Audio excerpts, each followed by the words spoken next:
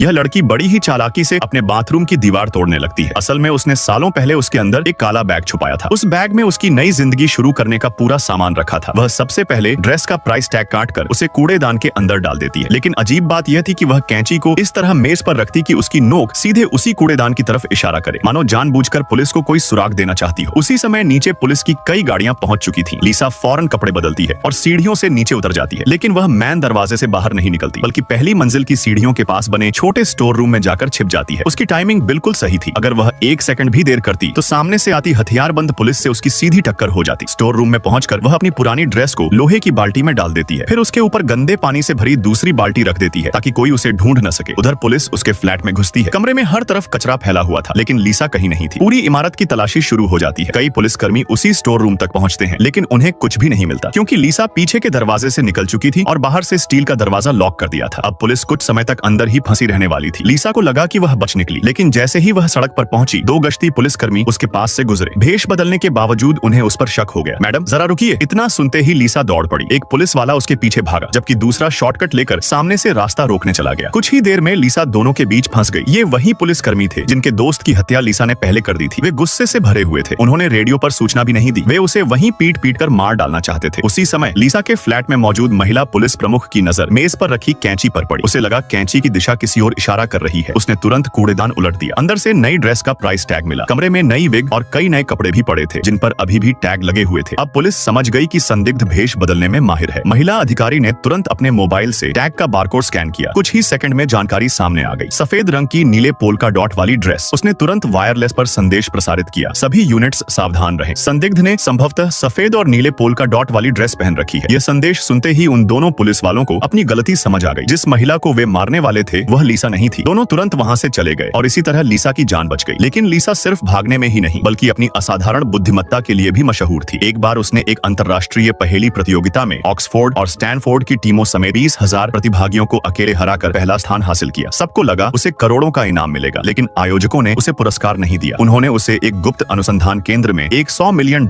सालाना वेतन वाली नौकरी की पेशकश की। यह केंद्र स्लोवेनिया में था, जहां सैकड़ों हथियारबंद सैनिक 24 घंटे सुरक्षा करते थे, क्योंकि अंदर मौजूद था एक अत्याधुनिक क्वांटम कंप्यूटर चार्ली। चार्ली इतना शक्तिशाली था कि वह कृत्रिम न्यूरल नेटवर्क विकसित कर सकता था और उसकी क्षमता लगभग 20 लाख क्वांटम बिट्स तक पहुंचती थी। इतना ही नहीं, उसने लिम्फोमा कैंसर का संभावित इलाज भी खोज लिया था। लेकिन तभी